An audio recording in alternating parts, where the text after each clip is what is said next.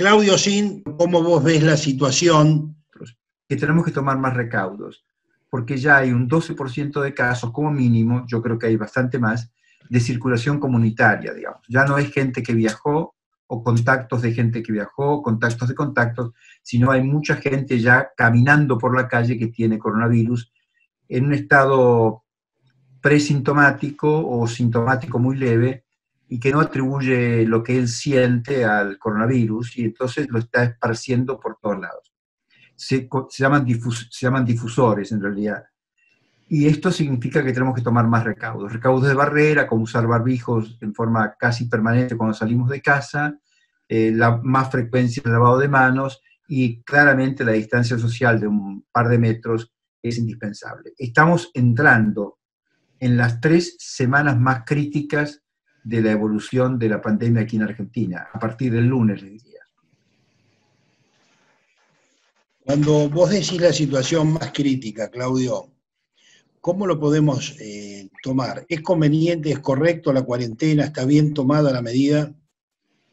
Sí, está bien tomada en la medida que todo el mundo la haga, porque no sirve de nada si vos, yo o las personas que están mirando en este momento, que estamos conectados en este momento vía Zoom, hacemos la cuarentena y mi vecino no la hace, o la señora al lado no la hace, porque va a seguir multiplicando la cantidad de casos y por ende el riesgo inherente a que cualquiera de nosotros podamos enfermar. Somos todos, creo, personas de riesgo, todos tenemos más de 60 años, de tal modo que, excepto la doctora, por supuesto, pero todos los demás tenemos más de 60 años, y Susana tampoco, obviamente, todos los demás estamos ahí. Por ende, estamos en una situación de riesgo que se multiplica de manera exponencial cuando la gente no se cuida porque aumenta la cantidad de casos y por ende la cantidad de riesgo que cada uno de nosotros corre al moverse, a salir de su casa, ¿no? Aparte del consejo permanente que nos dan y que estamos cumpliendo de quedarnos en casa, ¿qué otra cosa vos considerás necesario que hagamos? Porque a veces nos sentimos con las manos atadas para tomar decisiones de ayuda.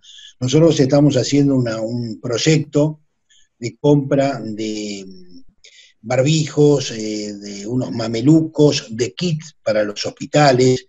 Que, a ver, nosotros nos ponemos contentos y toda cantidad es poca, porque cuando vos ves la necesidad que hay en los médicos, es impresionante. Entregamos hoy por la mañana a varios hospitales máscaras protectoras. Viste que ahora todo el mundo hace máscaras. Sí, sí. Nosotros hace una semana y media que ya estamos entregando, que mandamos fabricar máscaras, pero cuando entregamos con mucha alegría 50 máscaras a un hospital, nos recibieron con los brazos abiertos y dicen, esto nos alcanza para una guardia sola. Así es.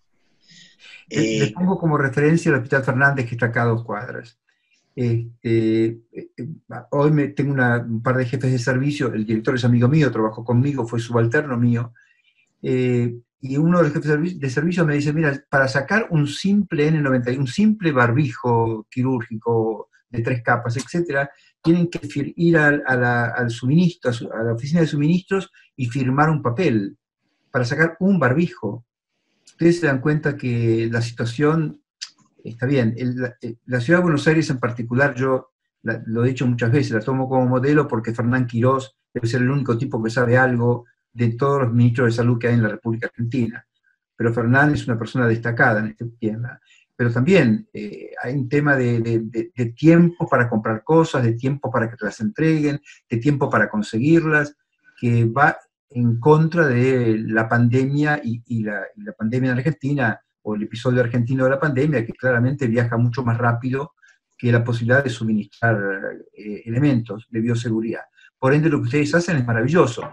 50, 5, 1 o 4 sirven, porque hay mucha escasez, claramente. Ahora, Fernán Quirós, coincido, ¿cómo transmite tranquilidad cuando habla Fernán? Absolutamente, yo lo conozco bien, del Hospital Italiano, y la verdad es que Exacto. es un lujo. Ustedes tienen en la Ciudad de Buenos Aires, insisto, la persona más capacitada de todo el país, sin duda alguna. ¿Cómo ves el día después? Me cuesta mucho imaginarlo porque puedo ver el día después de Italia, de España o de Francia, eventualmente. De Argentina me cuesta mucho porque han han demorado algunas semanas en tomar iniciativas. Ahora aparentemente estamos en un espacio de control, pero es tan inesperado el comportamiento argentino que es difícil saber el día de mañana, no el día después. De tal modo que yo te pediría, si me lo permitís, dejar que conteste esta pregunta dentro de una semana. Yo me quiero tomar una semana, 10 días para ver cómo evoluciona, porque por ahora todo está muy bien. Pero me parece que nos enfrentamos, como dije hace un segundo, a 2 semanas, barra un poco más, de situaciones muy críticas.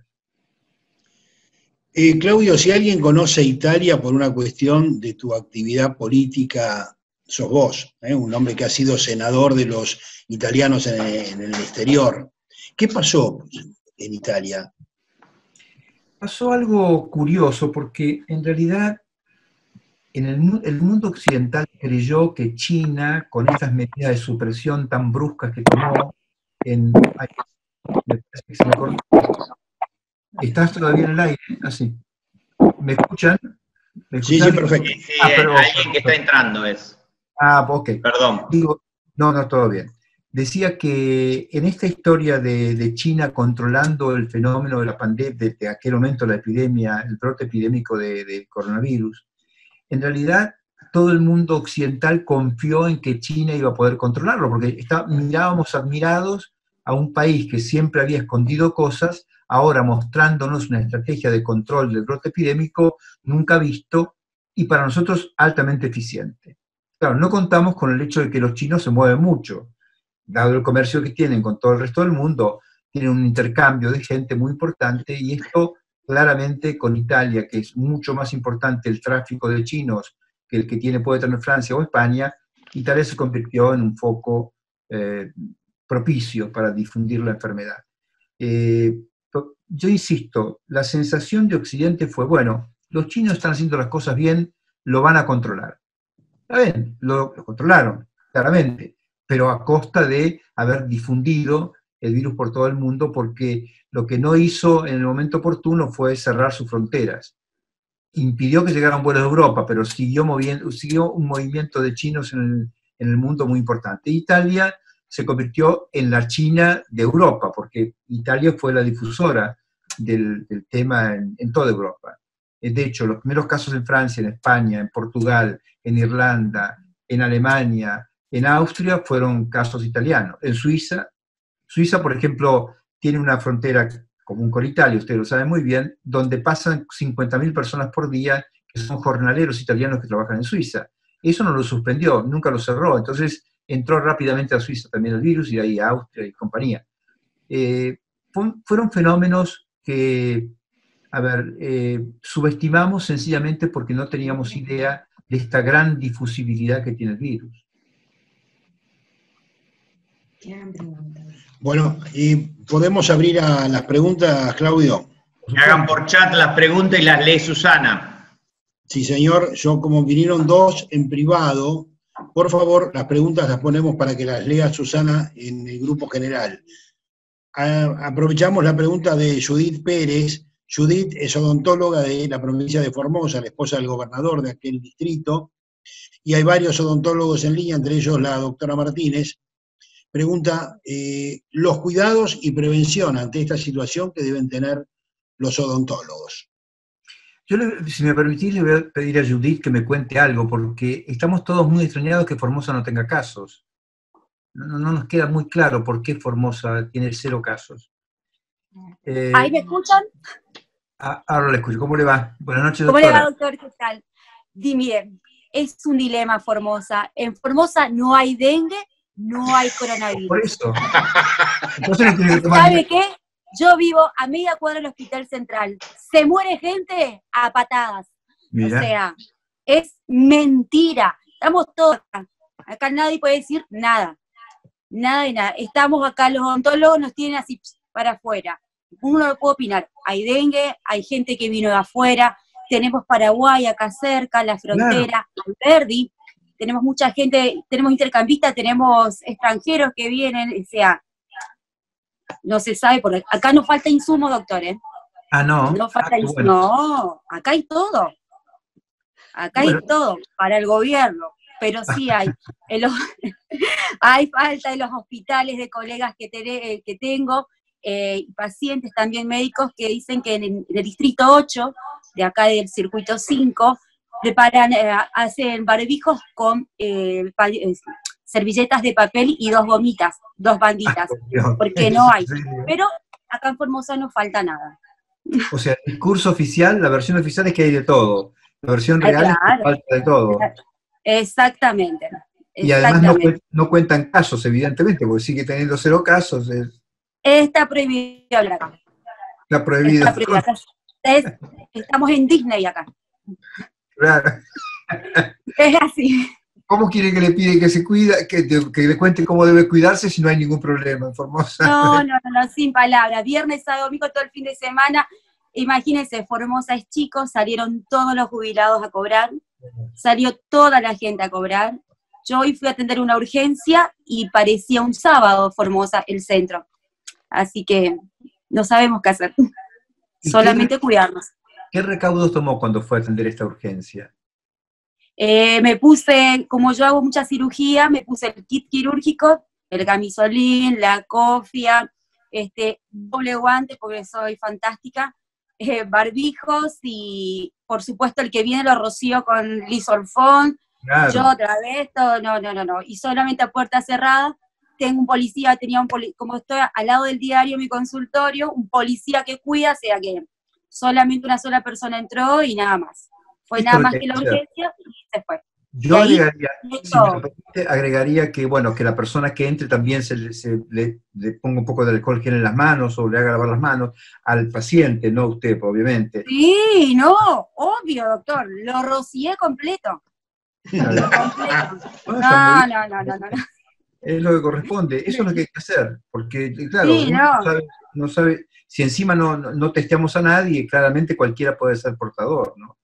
Claro, no sabemos, porque teóricamente como no hay nada, hay gente circulando, hay obras, están las obras en construcción, trabajando, acá no hay mucho. No hay cuarentena, mirá. No, hay, pero un poquito. Hermosa. Gracias, Judith. Gracias, Judith. Por favor. Pregunta Mario Kaminski de Rotary Club Nuevo Delta. A ver, dice Ricardo, ¿podías preguntar por la hidroxicloroquina? Sí. ¿Quiere que se la muestre? Acá se la muestro, mira, acá está. ¿Qué es? La hidroxicloroquina es un producto antipalúdico, antimalárico, que se conoce desde hace mucho tiempo, y aparentemente tiene algún efecto también preventivo. Yo les voy a poner un ejemplo bien concreto para que no quede duda de qué estoy hablando. ¿Y qué tomamos? A mí me la dieron la corimba. Preventivo, a ver, está bien, no es el término más adecuado. Digo, si yo mañana tengo fiebre, empiezo a tomar hidroxicloroquina en dosis de 600 miligramos por día el primer día y después 200 miligramos por día. Es la dosis que hoy se recomienda.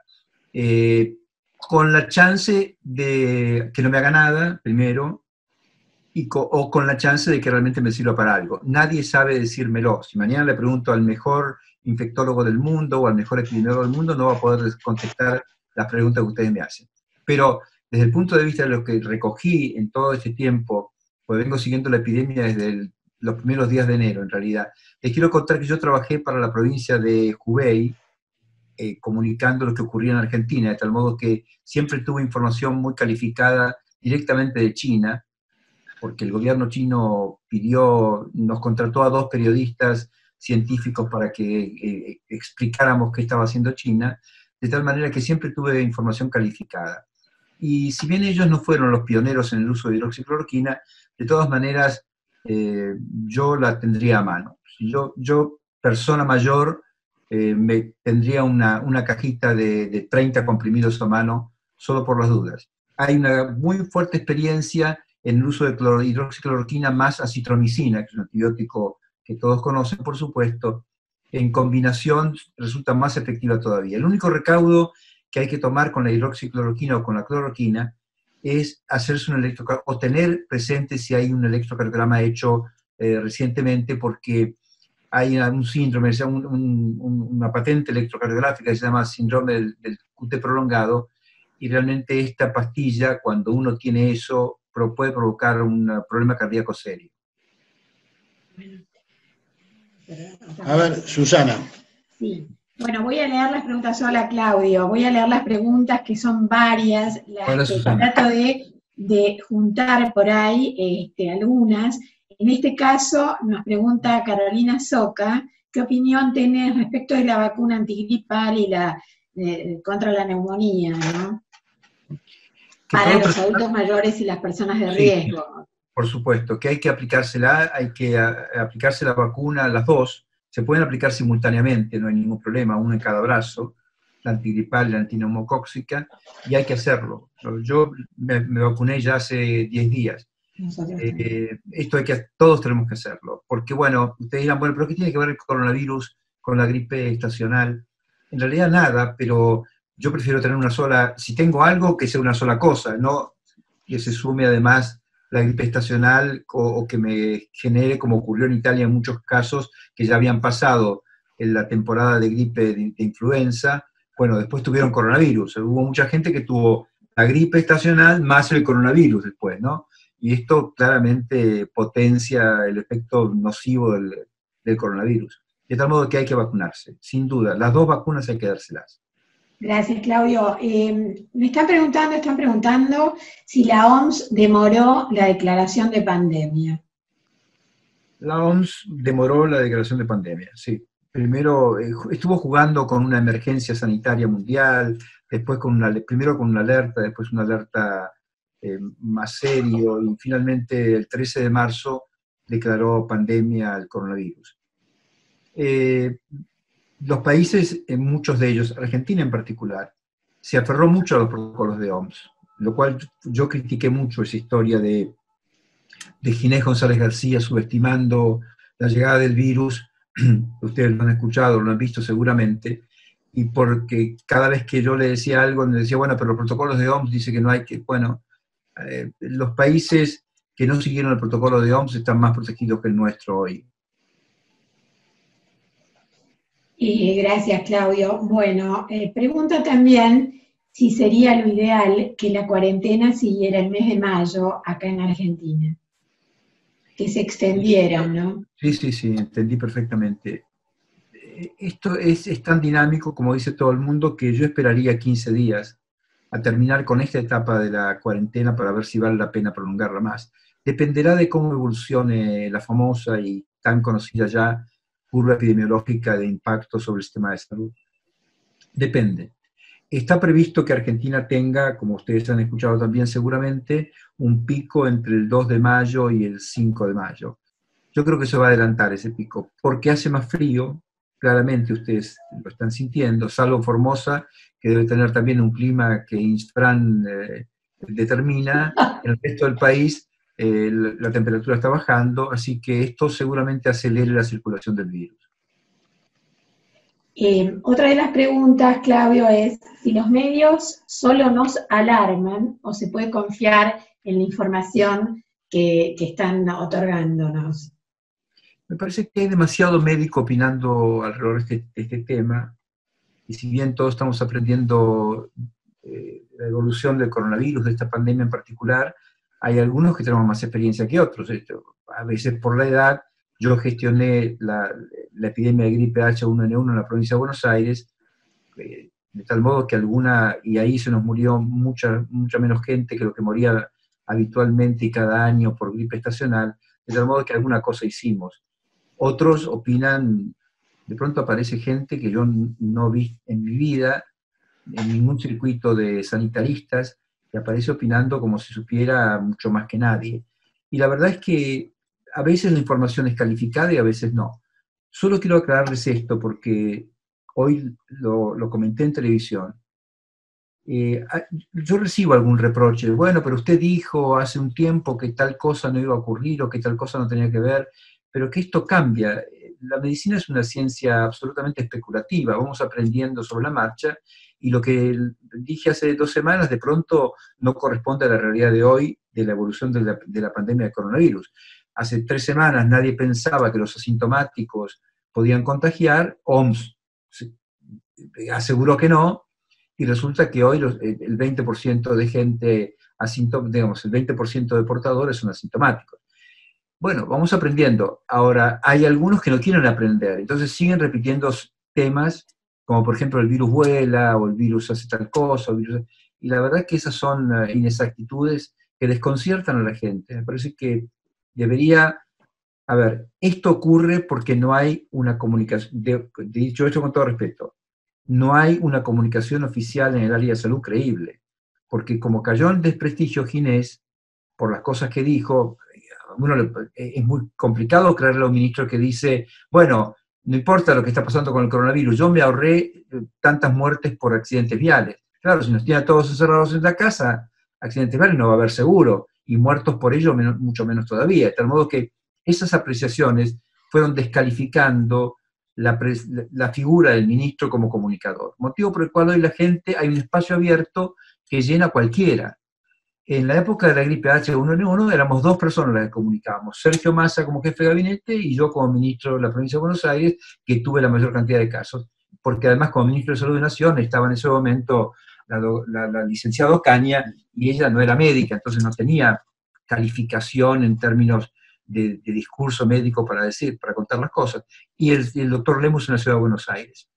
Motivo por el cual habíamos hecho una especie de triunvirato de comunicadores, y la gente creía las cosas que le decíamos. De hecho, aprendió a toser y a estornudar en el pliegue del codo, etc.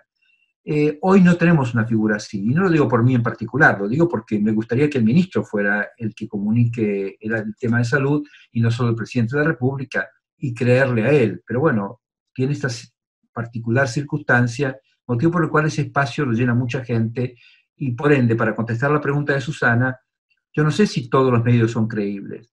Me gustaría tener un solo medio, el canal oficial, a quien todo el mundo pueda creerle, pero eso en realidad no ocurre. Claudio, vos habías dicho hace un ratito, a ver si lo comprendimos, que Noticias Reales serían 15.000 infectados, ¿es así? Y sí, aproximadamente 450 muertos. Sí, más o menos. En cuanto a eso, ¿por qué el porcentaje de muertes es tan alto? Nos están preguntando. No, la verdad que no es tan alto. Debemos estar en el 4% de mortalidad, de letalidad en realidad, porque mortalidad es la mortalidad general, letalidad es la muerte, son las muertes que provoca un agente particular, en este caso el coronavirus, en un tiempo determinado.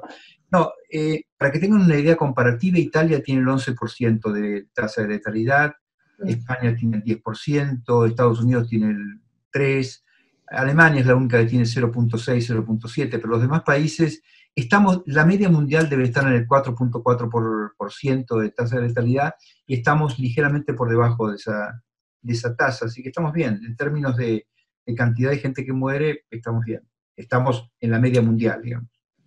Esto es una pregunta mía conforme a lo que acabas de contarnos. ¿Por qué Alemania está bajo el índice de muertes? ¿Qué están haciendo ellos? Porque son alemanes, son más obedientes, más disciplinados, porque en realidad hicieron muchísimos testeos, deben tener hecho como 5 millones de testeos, nosotros llevamos recién 12.000, Italia tiene hecho 650.000, España casi 1 millón, Estados Unidos 2 millones, y acá estamos por los 12.000 testeos. Cuando uno tiene más testeos, ocurren 2 cosas muy curiosas. Tiene más casos, pero baja mucho la tasa de letalidad. Entonces, Italia se concentró mucho e hizo testeos solo en los pacientes hospitalizados. Por eso tiene muchos testeos, pero mucho paciente y mucho muerto. Alemania testeó a mucha gente simplemente porque estaba en un área sospechosa, individuos absolutamente sanos. Entonces tiene mucho más casos testeados, más positivos, y eso relativiza la tasa de letalidad. Claro. ¿Qué tiene de cierto el tema de la aplicación de la BCG en países como Holanda, que fue una de las noticias, ¿no? Dice que aumenta las defensas. Sí. La BCG. El tema es, cuando uno compara, hay un mapa que está dando vueltas por los medios de comunicación acerca de países que dejaron de aplicar BCG, países que lo siguen aplicando, como el nuestro hasta hace poco tiempo, o Ecuador que nunca lo aplicó. Entonces Dicen, bueno, las muertes de Ecuador tienen que ver con esta decisión política de no aplicar más la BCG, a pesar de que hay tuberculosis en todos los países sudamericanos. De hecho, en Argentina hay unos 10.000 casos de tuberculosis por año nuevos. Los países que tienen BCG y que siguen aplicando BCG tienen menos casos complicados de coronavirus, sobre todo complicados por neumonía o neumonitis en realidad. De tal modo que hay cierta relación, pero es un hecho absolutamente de observación. Nadie recomendaría hoy aplicar la BCG para evitar las complicaciones del coronavirus. Si ya está en el medio ambiente, mejor, tenemos una ventaja, pero no es una indicación para controlar la epidemia. Bueno, Marta Rica de Rotary Club Rivadavia, en Chubut, dice que no hay casos de COVID-19 y que adhiere, por supuesto, a la continuidad de la cuarentena y que se cumpla, por favor. Esto es muy interesante lo que está diciendo, porque en Chubut hay 0 casos, es cierto. En algunos países del mundo, en las regiones donde hay 0 casos de verdad, ¿no? Como el caso de Formosa, que mencionaba recién Julie, pero si realmente no hay casos, es probable que dentro de una semana la cuarentena pueda ser mucho más relativa, más laxa. Esto se puede hacer. Hay que cerrar las fronteras, por supuesto, hay que impedir que entre gente y salga gente, pero esa región en particular puede pasar de rojo, como está hoy Argentina, a naranja y permitir algunas actividades locales. Esto se puede hacer. No sé bien cómo está coordinado porque este es un país federal, motivo por el cual cada provincia decide las situaciones de sostenimiento o no de la cuarentena, en términos generales, serán homogéneas con el presidente, lo que pide el presidente, pero claramente pueden distanciarse, diferenciarse. Sí, yo abriría algunas actividades dentro de una semana, no. Se está preguntando el gobernador del distrito 4951, que abarca Mendoza y todo el noroeste, dice, Ricardo Llorente, hacen falta kits para testeo. ¿Cómo hacemos para comprar los que hacen falta? Porque, bueno, obviamente no hay stock, ¿no? ¿Ustedes se refieren a cómo hace el Rotary para comprarlos o cómo hace el Estado argentino para comprarlos? Yo supongo que nosotros, en general, cómo hace el Estado, ¿no? Para proveerse de eso. La verdad es que hay múltiples proveedores internacionales, chinos, coreanos, norteamericanos, algunos alemanes empezaron a aparecer ahora. No todos los test rápidos, estamos hablando de eso, están homologados. Así que habría que pensar bien, y de hecho creo que el gobierno nacional está intentando hacer eso.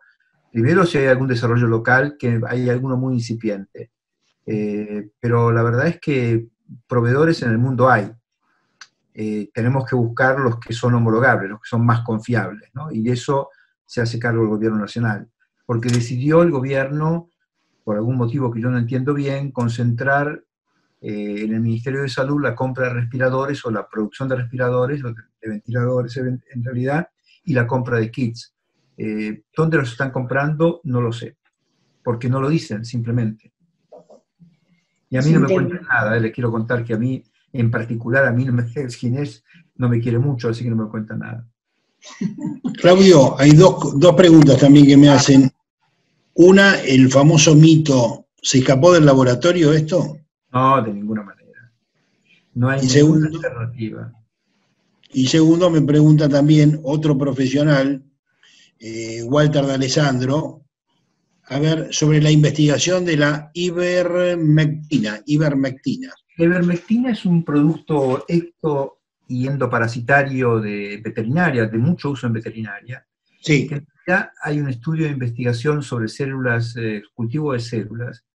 Uno puede desarrollar el virus de diversos modos. Una alternativa es cultivar en una placa de vidrio, de Pyrex, cultivar células del tejido humano, del aparato respiratorio, por ejemplo, recrear el medio en el cual se desarrollan o digamos, crecen, y inyectar ahí virus a ver cómo se comportan.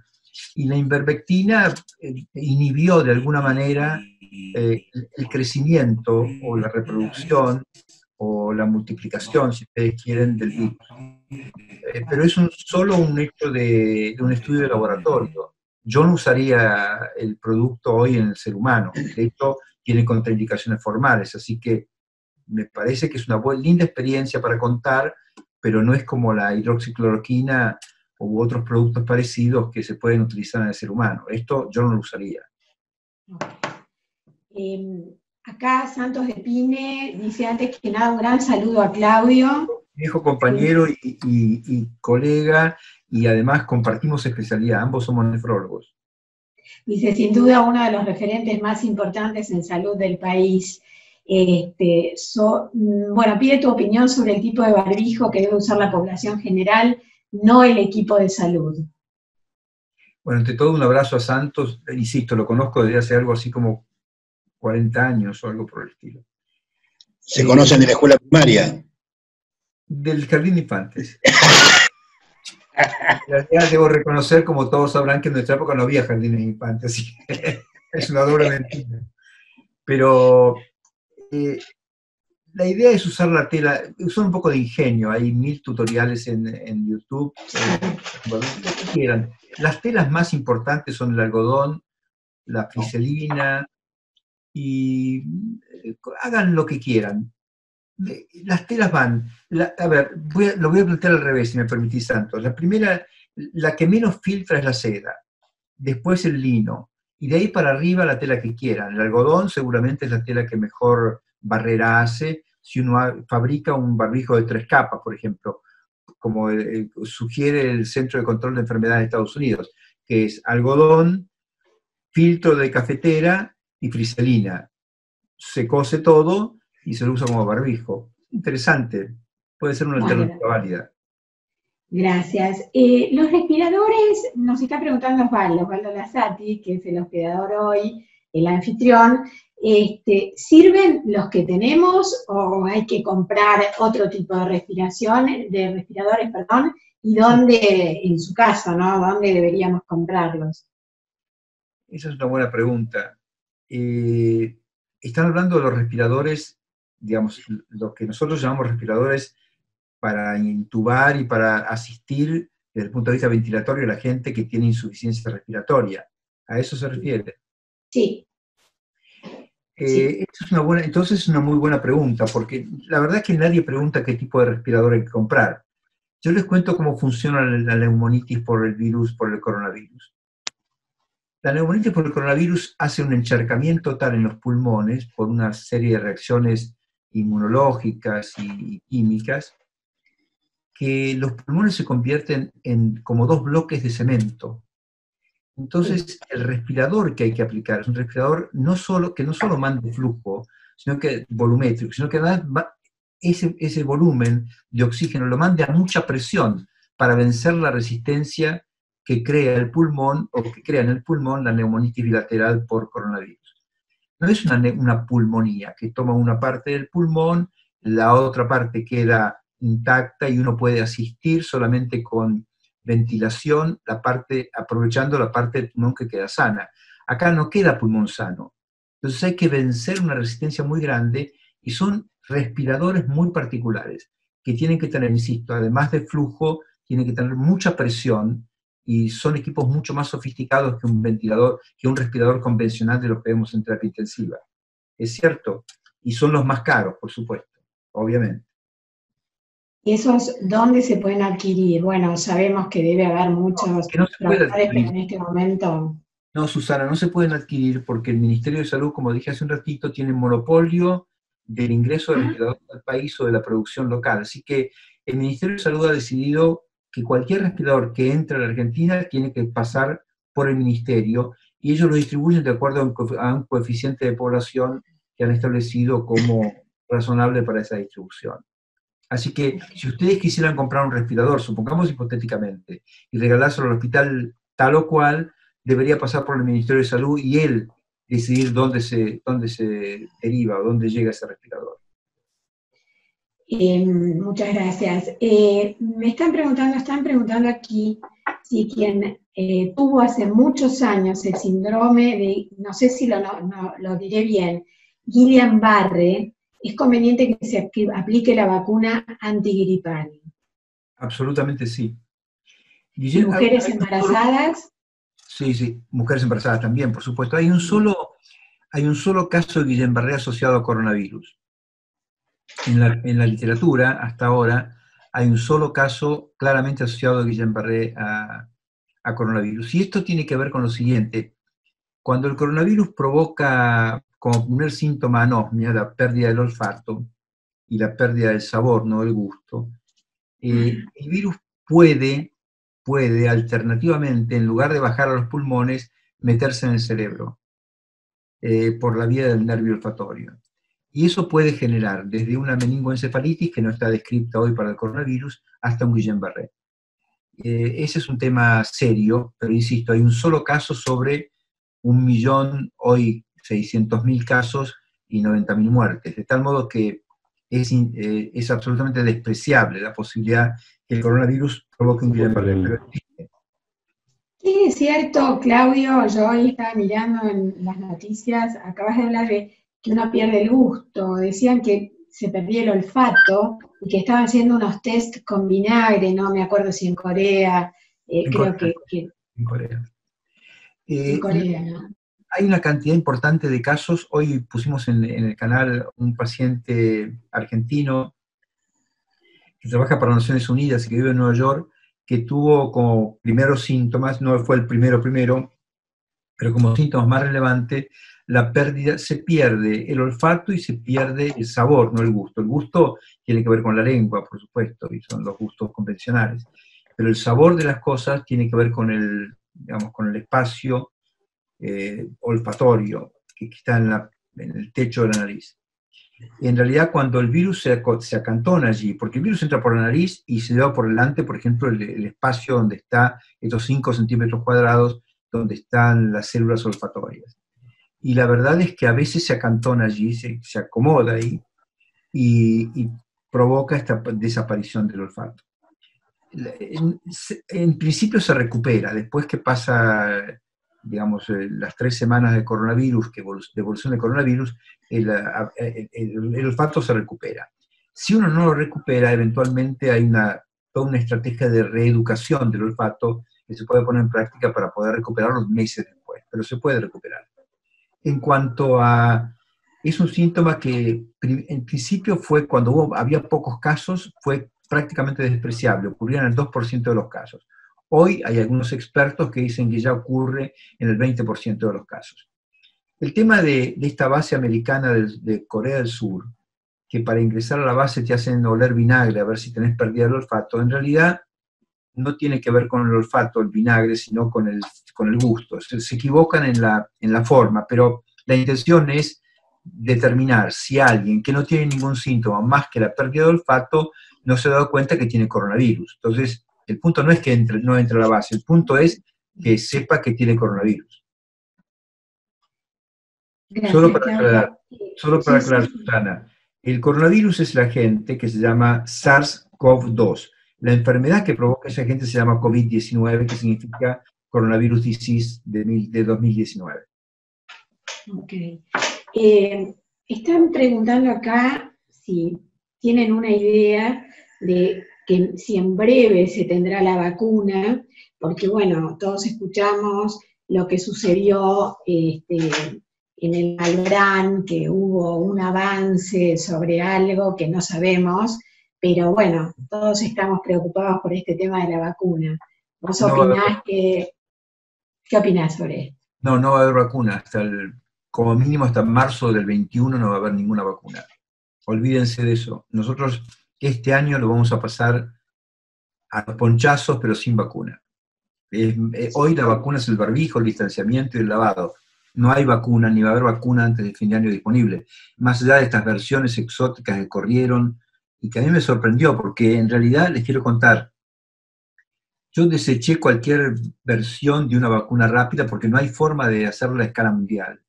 Por más que uno tenga la proteína del virus y le saque a las espigas que tiene el virus la proteína, la sintetice, pero después hay 7.000 millones de personas que tienen que recibir la vacuna, de los cuales, supongamos hipotéticamente que seamos solo los viejos. Bueno, los viejos somos el 20% de la población mundial. Sobre 7.000 millones es una cantidad muy importante de gente, motivo por el cual no hay forma de hacer en escala semejante cantidad de vacunas. Por ende, aún teniendo la vacuna segura para octubre o noviembre, no hay forma de fabricarla, de producirla. Pero en un momento determinado aparece una versión de una doctora Werten, aparentemente vinculada con la familia, que trabaja en Israel, que cuando vi dónde trabajaba, ella es directora de una obra social de Maccabi en Israel. Y esta mujer sale a decir que en 3 meses tenía la vacuna. Y la verdad es que, dado su apellido, dado el lugar donde vive, dado quién es, digo, pero ¿cómo puede ser que yo estoy absolutamente seguro que no se puede producir la vacuna a escala mundial de ninguna manera en 3 meses, y esta mujer, que es, tiene ese apellido, que trabaja en ese lugar, que está en Israel, dice que sí? Bueno, no se refería a la vacuna humana, sino a una vacuna veterinaria. Fue un malentendido, pero la versión circuló durante casi una semana, contrastando con todo lo que creímos toda la vida, que no se podía hacer una vacuna en 3 meses. Definitivamente no se puede hacer una vacuna en 3 meses, así que la vacuna la tendremos para marzo, abril del año 2021, si Dios quiere, la Virgen nos ayuda. Que la tengo acá, la Virgen, saludo por la duda. Claro que sí. Acá preguntan ¿qué opinás sobre la posibilidad de utilizar el plasma de personas recuperadas? Que de esa manera se trató la fiebre hemorrágica argentina. Es verdad. Es un punto muy interesante que voy a desarrollar mañana en televisión, porque ese tratamiento con plasma de convaleciente, claramente hace muchos años que la medicina está intentando utilizar anticuerpos que fabrica una persona para proteger a otra. Este es el principio. Los anticuerpos nadan en el plasma, uno toma sangre del paciente, del convaleciente, el que ya tuvo la enfermedad, lo centrifuga, separa el plasma de los glóbulos rojos, y de ese plasma obtiene proteínas, que son anticuerpos, que se los puede inyectar a una persona que sea compatible o que necesite. En China se hizo un trabajo muy interesante en pacientes muy críticos, con resultados estupendos. Yo conozco a una persona que es además mi médico de cabecera, que es el doctor Antonio Vilches, cuyo padre fue el que desarrolló este método en Junín. Porque en realidad Julio Maistegui, el dueño o patrón de la historia de la fiebre hemorrágica argentina y su vacuna, era discípulo de este Vilches, el padre de Antonio, que era profesor titular de microbiología. Y en realidad toda la historia del plasma de convalecientes se hizo en base a una idea del doctor Vilches. Por ende, el tema lo conozco muy bien, por la historia, porque el hijo me lo ha contado 1000 veces, y porque además le pedí hoy que por favor la escribiera para el Infobae, porque es una historia muy interesante. Como la vacuna iba a demorar mucho, y claramente moría mucha gente en la zona de Pergamino Junín por el virus de la fiebre hemorrágica, y morían en forma terrible, porque perdiendo sangre por todos lados, era una cuestión realmente aterradora. La única alternativa era, aquellos que sobrevivían a la fiebre hemorrágica, al virus de fiebre hemorrágica, o virus Junín, tomarles plasma e inyectárselo en forma de anticuerpos a las personas que estaban muy enfermas. Bueno, eso se le ocurrió al doctor Vilches padre, y así nació el uso de plasma de convaleciente en Argentina con el brote de fiebre hemorrágica. Es una alternativa interesante. Lo que pasa es que, yo estaba haciendo la cuenta hoy, tenemos solo 340 recuperados. En Argentina ya hay 340 personas, o tampoco como esto, que son convalecientes, que han superado el periodo crítico de la enfermedad, han superado el periodo de cuarentena post-enfermedad, etc., y estarían dispuestos, ahora hay que pedirles que donen sangre, hay que pedirles que lo hagan y sacar de ese plasma anticuerpos, tenerlos preparados por las personas más críticas, porque como ustedes podrán sospechar, con solo 340 personas dadas de alta, es muy poco el volumen para darle a toda la población o tener preparado para la población que entre en una situación crítica de aquí en adelante, ¿no? Pero es una estrategia terapéutica absolutamente conocida en Argentina, como ustedes ven, muy bien desarrollada en el país, con mucha gente que sabe de qué se trata, y es perfectamente aplicable cuando tengamos más convalecientes. Por ahora muy pocos. Mira, justo estabas hablando de Junín Pergamino, nos preguntan sobre el desmantelamiento del Instituto Maistegui en Pergamino, que hoy podría ser un apoyo importante. ¿Sabías algo sobre eso? No, la verdad es que no sabía que estaba desmantelado, eso no lo tengo claro. Pero si la gente local dice que está desmantelado, en Argentina se desmantelaron muchas estructuras de salud, así que es probable. No sabía que la Fundación Maistegui estaba, digamos, que todo el circuito de Junín Pergamino estaba desactivado. No fue lo que me dijeron, pero bueno, es muy probable que sea así. No me extraña. No, la verdad es que no sé, me estoy enterando de esto y lo voy a averiguar. Tenemos una pregunta de alguien de Pergamino, Hernán Viera, que dice que les pregunta si la baja cantidad de casos confirmados puede verse a la poca, cantidad de test realizados, y si crees que el número de infectados es mayor y no se tienen datos reales, dado la poca cantidad de esos test que se han realizado, ¿no? Sí, la pregunta encierra la respuesta, Claro. porque realmente es lo que dije al principio de la charla. Estoy seguro que hay como mínimo 10 veces más o 15 veces, algunos dicen 100 veces, pero bueno, supongamos un cálculo más conservador, que haya 10 veces más casos positivos, y en realidad llegaremos a esa cantidad de 15.000 o 17.000 con 400 muertos. Esta debería ser la realidad en Argentina, sí, estoy de acuerdo. Y además, contesto, es cierto, pero ya empieza la época de invierno. Ustedes están viviendo, como dije hace un rato, ya las bajas temperaturas. Así que el virus circula muy bien entre los 8 y los 12 grados o 13 grados. Circula mucho mejor, motivo por el cual estaríamos recreando las condiciones adecuadas en las próximas semanas para que el virus circule mejor. Nos preguntan sobre la situación del conurbano bonaerense. Creo que vos hoy te referiste a la ciudad de Buenos Aires, pero bueno, dicen qué gravedad podría alcanzar el COVID-19 en esos sectores de la sociedad, ¿no? ¿Cómo está el conurbano? No, mal, seguramente. Es impredecible lo que pueda pasar. La verdad que si yo dijera que va a haber tanta cantidad de casos, X cantidad de casos en el conurbano, estaría mintiendo porque nadie lo puede saber. Claramente la situación es muy delicada. Sospecho que vamos a pasar seguramente con una, subvaloración de casos muy importante, porque no van a llegar, porque no va a haber acceso a hacer test, por dado determinaciones, porque la gente no llega a los hospitales, porque va a morir por otra cosa, digamos, es muy complicado lo que puede pasar. Nunca sabremos, nunca, se lo garantizo, sabremos la verdad de lo que pueda pasar en el conurbano con el COVID-19. Porque o se va a ocultar porque políticamente conviene, o va a pasar desapercibido porque no hay forma de detectarlo, pero no va a ser bueno lo que vaya a ocurrir, estoy seguro de eso. ¿Estás muy cansado, Claudio? Porque tengo unas cuantas preguntas, pero vamos a hacer no hay problema, unas dos, tres preguntitas más, tranquila. así te liberamos. Marta García nos dice que está entregando viandas por medio del municipio de San Isidro a adultos mayores y a través del Rotary Club al que pertenece, ¿no? A personas que no son jubilados, que no la están pasando bien, y dice que lo hacen con guantes de goma, pero por Canal 13 acaban de decir que no a los guantes de goma. ¿Por algo en especial? Ustedes hablan de guantes de goma, no de látex, ¿a esto se refieren? Sí, supongo que... claro, hay una diferencia. Los guantes de goma con los que por ahí lavamos los platos, claro, y no los de látex. No, esos no sirven para nada. La verdad, esos no sirven. Los de látex sí. No, látex sí, seguro. Y hay que cambiarlos cada 3 o 4 horas, pero el látex es mucho más resistente como barrera que el guante de goma, ¿sí? ¿Por qué hay que cambiarlos cada 3 o 4 horas? ¿Perdón? ¿Por qué hay que cambiarlos? Hay que cambiarse los guantes cada 3 o 4 horas. ¿Por qué, Claudio? No.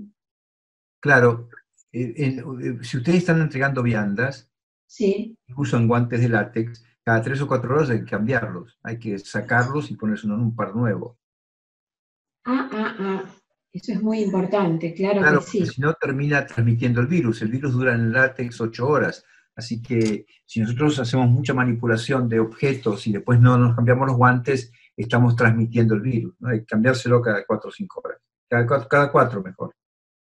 Nos están preguntando también, Noemí, si los pacientes que han tenido antecedentes de neumonía bilateral aguda son de muy alto riesgo. La verdad que sí, pero merecerían vacunación doble, ¿no? La vacunación antigripal, como dijimos hace un rato, y la antineumocóxica. Si alguien ha tenido un problema de ese tipo reciente o hace 3 o 4 años, es bueno que se vacune y que ponga mucho empeño en lograr que se vacune. Sí. es de alto riesgo. ¿La vacuna de la neumonía es para todo el mundo, independientemente de la edad? No, es para personas mayores de 65 años o grupos de riesgo muy seleccionados, como este podría ser eventualmente. Un paciente que ha tenido una neumopatía bilateral reciente debería vacunarse. ¿Las personas que se curan del COVID-19 se inmunizan y quedan secuelas? Sí. No, secuelas no hemos visto hasta ahora, salvo el tema de la anosmia, la pérdida del gusto, la pérdida, perdón, del olfato. La verdad es que no, se curan, secuelas graves, ninguna, conocida por lo menos. No hay secuelas neurológicas, no hay secuelas respiratorias, alguna situación de demora de más de 3 semanas en la recuperación de la función respiratoria, pero no mucho más que eso. El 80% de la gente se recupera sin problemas, 81% para ser más concreto. Okay. Adriana Martínez, la odontóloga rotaria de Rosario, dice: buenas noches, doctor Sin, gracias por compartir con nosotros. Dado que los médicos y enfermeros son la primera línea de riesgo de esta batalla, le consulto si se está actuando en la capacitación de una buena masa de agentes de salud como intensivistas para el manejo de los respiradores. Es una muy buena pregunta, ¿no? En intensivistas en el país hay 1.500.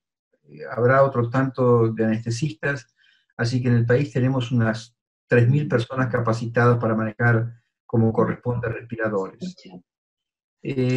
La verdad es que suena poca gente, para ser franco, y deberíamos. Hoy le pregunté precisamente al intendente Jorge Macri si estaban entrenando gente, y él me dijo que sí.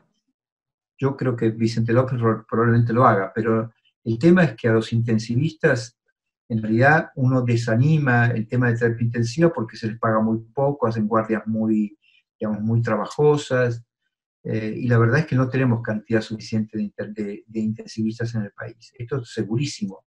Por eso yo insisto con esta historia, que queremos 9.000 camas de terapia intensiva en todo el país, queremos 9.000 respiradores, o 10.000. Claro, pero después hay que tener gente que sepa manejarlos, porque si no, seguimos acumulando chatarra que después nadie va a poder usar. De eso no se habla. No sé si ustedes han escuchado, pero la verdad que yo lo pregunto permanentemente, y salvo Jorge Macri, que hoy me contestó, el resto de los intendentes o de los gobernadores no tienen la menor idea de cómo entrenar gente para capacitar gente para este tipo de tareas. Y agrego esto, que me parece muy importante. Como además las escuelas de medicina están cerradas, por razones obvias, las universidades están todas cerradas, no tenemos el ambiente adecuado para poder capacitar gente.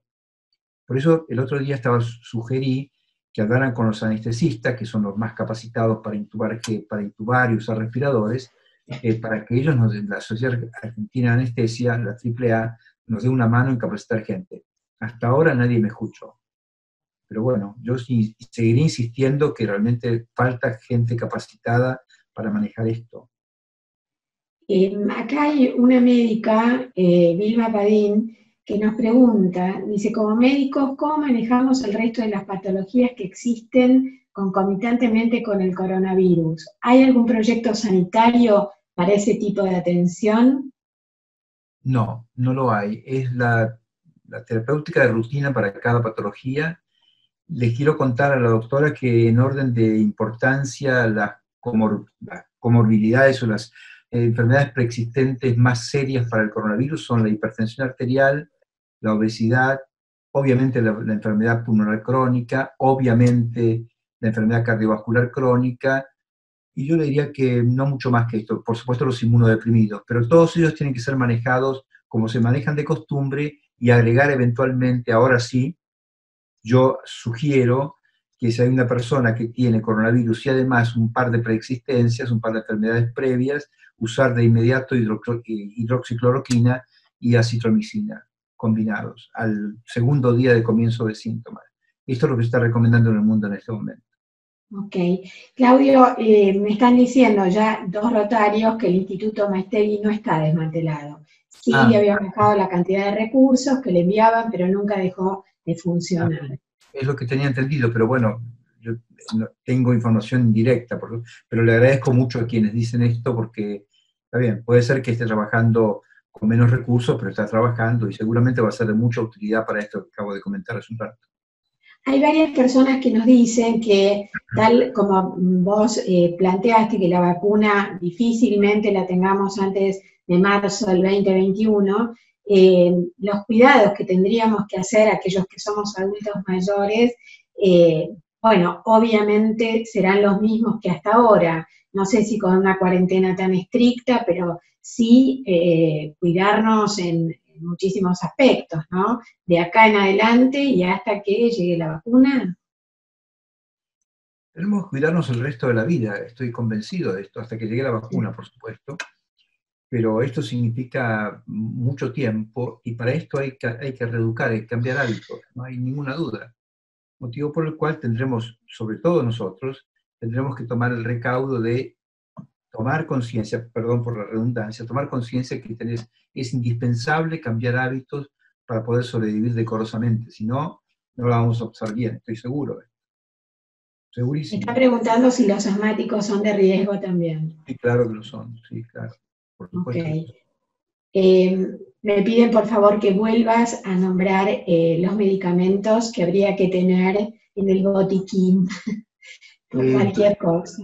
Les sugiero que tengan hidroxicloroquina, son de 200 miligramos, no sé si lo ven, pero sí. Una marca, no es, digamos, no es un genérico, es una marca del laboratorio judío más importante del mundo, de productor originario, se llama Teva, se llama Evoquin, el producto, esto lo estoy poniendo bien.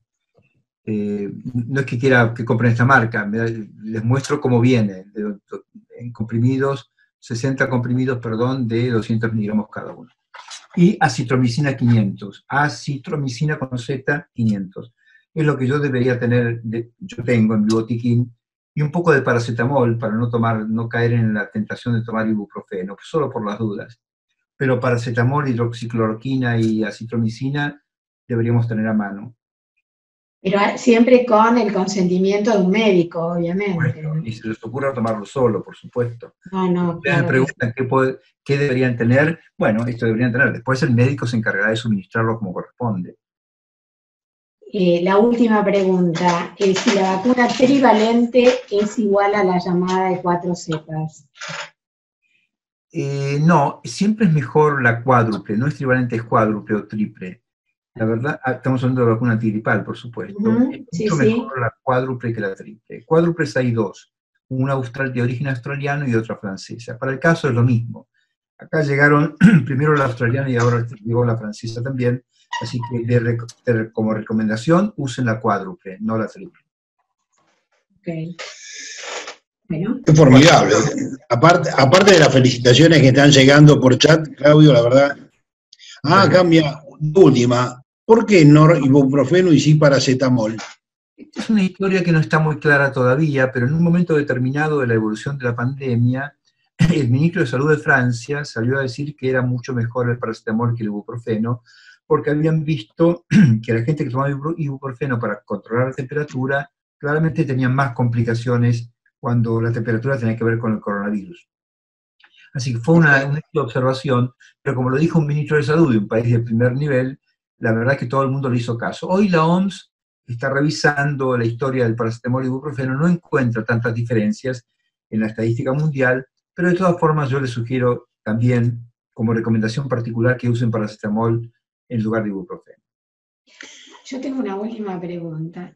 ¿Es cierto que, bueno, eso a lo mejor son noticias muy caseras, que como el virus hay que tomar cosas que no sean ácidas, por ejemplo, jugo de naranja, bueno, esto ha salido como una noticia ahí en Facebook. No hay ninguna evidencia de esas cosas, no, la verdad que no. Así como tampoco, para ser claro, hay evidencia que el virus se puede contagiar por la ropa o por los zapatos, como están diciendo. Yo escucho mucha gente que dice, yo llego a mi casa, dejo la ropa afuera. Sí, lo hacemos. Eso no sirve para nada. No tiene ninguna utilidad, porque no hay absolutamente ninguna comunicación respecto a este tipo de cosas, no la hay. Ok. Bueno, Ricardo. Bueno, realmente muchas gracias por el tiempo, Claudio, porque la verdad Ha sido un placer. Yo miraba que seguían, bueno, acá, excelente exposición, muchas gracias, qué claridad, muy buena charla.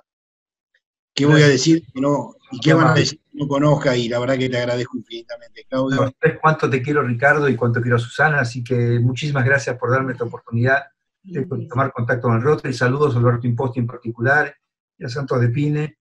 La verdad que voy a dormir, estoy muy cansado. Muchas gracias, Claudio, muchas gracias. Que les vaya muy bien. Muchísimas gracias por haber acompañado. Andá a descansar tranquilo. Voy a descansar.